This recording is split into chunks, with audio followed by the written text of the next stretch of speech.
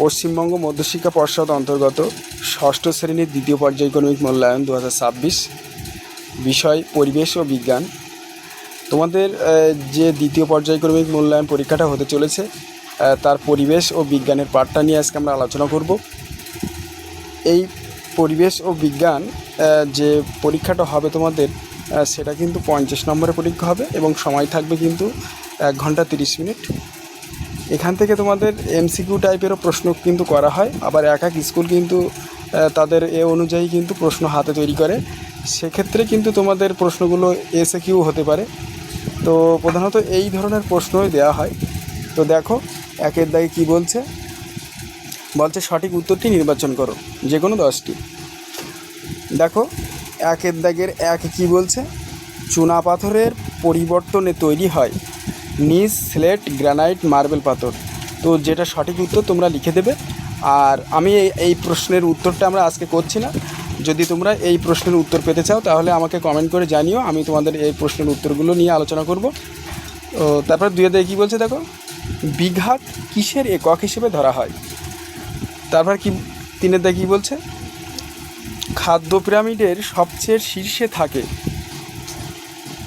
তারপরে 4 কী বলছে, বাম অলিন্দ ও বাম নিলয়ের মাঝখানে থাকে দ্বিপত্র কপাটিকা, ত্রিপত্র কপাটিকা, টেন্ডন, লিগামেন্ট। তারপরে 5 দাগে কী বলছে দেখো, পেশির সঙ্গে হাড়কে যুক্ত করে ধমনী, শিরা, লিগামেন্ট, টেন্ডন। তারপর 6 কী বলছে দেখো, একটি নবীনকরণযোগ্য উৎসের নাম লেখো। কয়লা, পেট্রোলিয়াম, সূর্যালোক, প্রাকৃতিক গ্যাস। তারপরে দেখো 7 দাগে কী বলছে, এসআই পদ্ধতিতে বলের একক কী। নিউটন, ডাইন, জুল, ওয়াট। যেটা সঠিক উত্তর হবে তোমরা লিখে দেবে। তারপরে দেখো 8 কী বলছে, একটি তরল ধাতুর উদাহরণ হলো সোডিয়াম, পারদ, ব্রোমিন, লোহা। তারপরে 9 দাগে কী বলছে দেখো, উদ্ভিদের মূলের বৃদ্ধি পরিমাপ করা হয় কোন যন্ত্রের সাহায্যে। থার্মোমিটার, অক্সানোমিটার, ব্যারোমিটার, স্ট্রেটস মিটার। তারপর 10 দাগে কী বলছে দেখো, প্রদত্ত কোন ঘটনাটি একটি পর্যায়বৃত্ত ঘটনা। হাত ঘড়ির কাঁটার ঘূর্ণন, ভূমিকম্প, সুনামি, গাছের পাতা ঝরে পড়া। তারপরে দেখো 11 দাগে কী বলছে, লোহিত রক্তকণিকার প্রধান কাজ কী। রোগ জীবাণু ধ্বংস করা, রক্ত চঞ্চনে সাহায্য করা, অক্সিজেন পরিবহন করা, কোনোটাই নয়। তো এই ধরনের প্রশ্ন কিন্তু তোমাদের করা হয়। এই ধরনের প্রশ্ন কিন্তু খুবই গুরুত্বপূর্ণ হতে পারে এবছরের জন্য। তোমরা প্রশ্নগুলো ভালো করে বাড়িতে প্র্যাকটিস করো। আর আমি তো বললাম আগেই যে প্রশ্নের উত্তর যদি তোমরা পেতে চাও তাহলে আমাকে কমেন্ট করে জানিও, আমরা এই প্রশ্নের উত্তর নিয়ে একটি ভিডিও বানাবো। তারপর 2 দাগে কী বলছে দেখো, শূন্যস্থান পূরণ করো যে কোনো 5টি। তারপর 2 দাগের 1 কী বলছে, ভৌত রাশির সঠিক পরিমাপের জন্য ড্যাশ প্রয়োজন। তারপর 2 দাগে কী বলছে, ড্যাশ বল হলো একটি স্পর্শহীন বল। তারপর 3 দাগে কী বলছে, জলের গভীরতা বাড়লে চাপ ড্যাশ। তারপর 4 দাগে কী বলছে, ড্যাশের অভাবে প্রায়ই হাড় ভেঙে যায়। 5 দাগে কী বলছে, কয়লার প্রধান উপাদান হলো ড্যাশ। 6 দাগে কী বলছে, এককোষী ছত্রাকের একটি উদাহরণ দাও। তারপর 3 দাগে কী বলছে আমাদের, একটি বা দুটি বাক্যে উত্তর দাও, যে কোনো 10টি। 1 কী বলছে, ম্যাগমা কাকে বলে।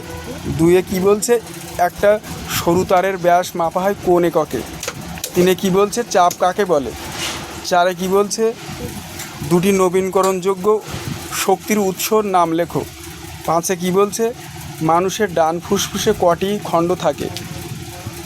তারপর 6 কী বলছে, যান্ত্রিক শক্তি কাকে বলে।